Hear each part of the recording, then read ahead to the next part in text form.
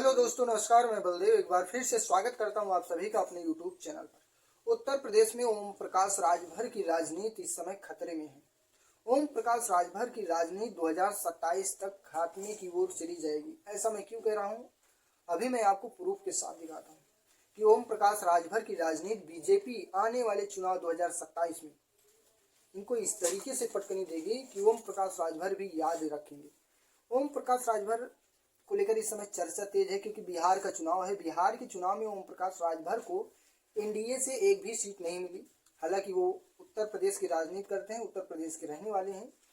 तो बिहार में ये जो है अपनी छोटी मोटी कई रैलियां पहले कर चुके हैं, तो उसी के आधार पर वो चाहते हैं कि एनडीए में उनको एक दो सीट वहां पर मिल जाए।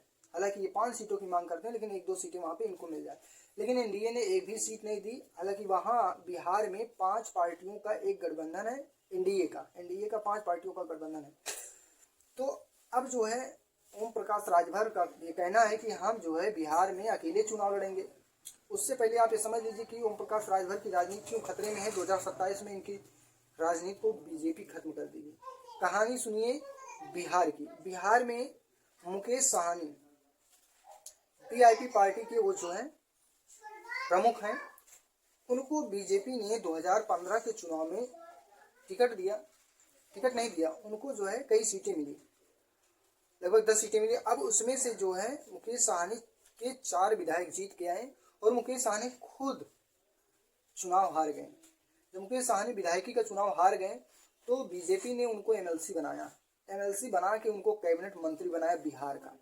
सोचिए, 4 विधायक और एक एमएलसी जो खुद सीट हारे थे, उनको एमएलसी बना के कैबिनेट मंत्री बना दिया।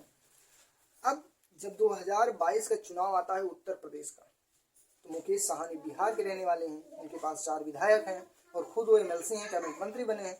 लेकिन अब मुकेश साहनी के मन में एक लालच आया कि उत्तर प्रदेश में एनडीए से सीट मांगा जाए और चुनाव लड़ा जाए। साहनी जो होते हैं निषाद समाज, निषाद, बिंद, केवट, मल्लाह, ये तीनों चारों जातियां एक ही हैं, बस नाम अलग अलग लिखते हैं। इन्हीं को साहनी कहते हैं बिहार में। अब जो है उत्तर प्रदेश में जब 2022 का चुनाव आता है तो एनडीए से मुकेश साहनी को एक भी सीट नहीं मिलती है। वैसे मिलेगी कहाँ से? बिहार की राजनीति करने वाले, बिहार में आपको जो कुछ मिलना था मिल गया। अब यूपी में भी, उत्तर प्रदेश में भी उनकी लालच बढ़ गई। और फिर क्या किए मुकेश साहनी लास्ट तक देखे और इनको जब सीटें नहीं मिली तो इन्होंने अकेले चुनाव कई सीटों पे लड़ गए, कई सीटों पे अपने प्रत्याशी उतार दिए और चुनाव लड़ गए। अब ये बात बीजेपी को बुरी लग गई और एनडीए गठबंधन को भी बुरा लग गया। भाई, आप बहुत छोटे से हो, आपको जो है बिहार में चुनाव लड़ना चाहिए। बिहार में मिला है सारा कुछ। आप निषाद समाज के नेता हो, उनको आगे बढ़ाना चाहते हो, बिहार में बढ़ाओ। और यूपी में जो है, उत्तर प्रदेश में निषाद समाज के नेता हैं, यहाँ से चुनाव लड़ेंगे वो लोग। तो मुकेश साहनी माने नहीं और चुनाव लड़ गए यूपी में। अब से चुनाव खत्म होता है तो उसके बाद क्या नज़ारा शुरू होता है, सुनिएगा कि बिहार में मुकेश साहनी के 4 विधायक को तोड़कर बीजेपी ने अपने में मिला लिया। मुकेश साहनी खत्म। अब वो कैबिनेट मंत्री बने रहे, एमएलसी बने रहे। अब बात क्या आएगी, जब 2025 का चुनाव हो रहा है बिहार में, तो मुकेश साहनी को एक भी सीट नहीं दी। एनडीए ने एक भी सीट नहीं दी, एकदम से खत्म कर दी। जाओ। अब जो है यहाँ पे इंडिया अलायंस है, जिसमें कांग्रेस है, आरजेडी है और भी पार्टियां। तो यहाँ पे जो है क्या हुआ, तो अब जो है वीआईपी पार्टी के प्रमुख मुकेश साहनी जो है इधर उधर भटक रहे हैं। लेकिन आरजेडी से अभी भी उनको उम्मीद है कि आरजेडी उनको कुछ सीटें देंगी। अगर देंगी तो ठीक है, नहीं तो मुकेश साहनी दाइंद हो जाएंगे बिहार में।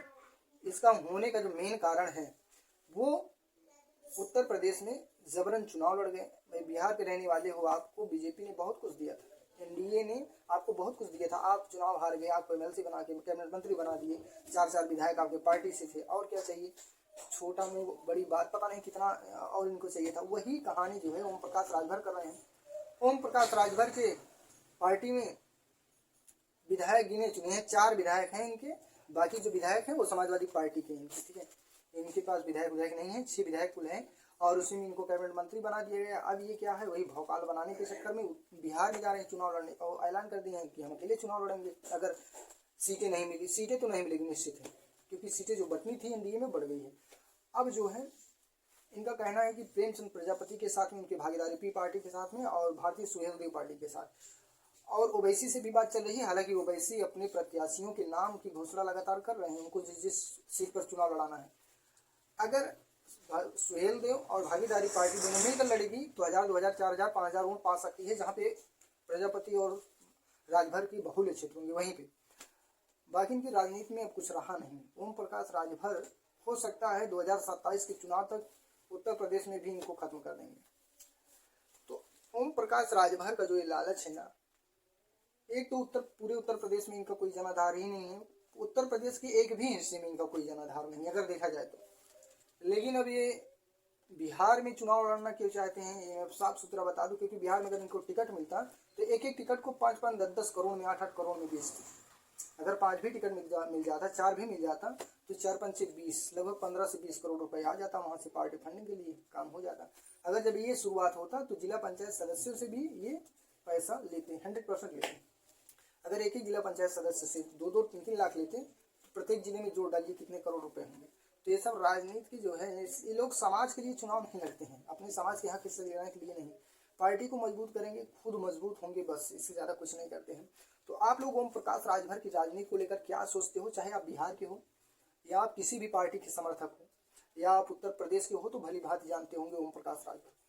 तो आपकी जो भी राय है, आप अपनी राय कमेंट करके ज़रूर बताइएगा, क्या ये बात सही है या फिर गलत साबित हो सकती है। तो बस वीडियो में इतना ही। आप लोग चैनल को जरूर सब्सक्राइब कीजिएगा। धन्यवाद।